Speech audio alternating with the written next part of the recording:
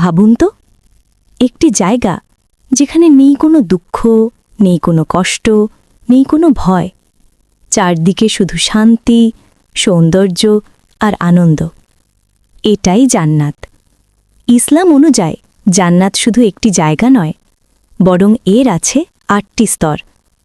প্রত্যেক স্তর আগের চেয়ে আরও সুন্দর, আরও সম্মানজনক। প্রথম স্তর জান্নাতুল মাওয়া।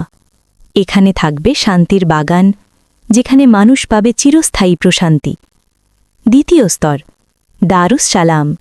এটি শান্তির ঘর, যেখানে কোনো ভয় বা দুঃখ নেই। তৃতীয় স্তর দারুল খালদ। এখানে মানুষ চিরকাল থাকবে, কখনো মৃত্যু আসবে না। চতুর্থ স্তর জান্নাতুল আদান। এটি হবে স্থায়ী বসবাসের স্থান, যেখানে থাকবে অপূর্ব প্রাসাদ। পঞ্চম স্তর জান্নাতুল নাইম। এখানে থাকবে আনন্দ আর সুখের অফুরন্ত ব্যবস্থা। ষষ্ঠ স্তর জান্নাতুল ফেরদাউস। এটি জান্নাতের সর্বোচ্চ স্তরগুলোর একটি, সবচেয়ে সুন্দর, সবচেয়ে মহিমান্বিত।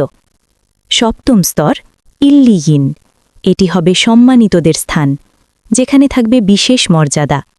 আর অষ্টম স্তর দারুল মুকামা। এটি হবে স্থায়ী শান্তির চূড়ান্ত আবাস, যেখানে মানুষ থাকবে চিরকাল সুখে।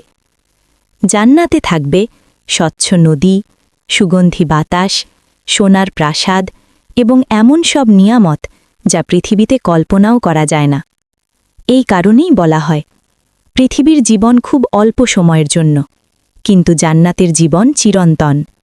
তাই মানুষ যদি পৃথিবীতে সৎ কাজ করে, আল্লাহর নির্দেশ মেনে চলে, তাহলে একদিন সে পৌঁছে যাবে এই অনন্ত শান্তির জায়গায়।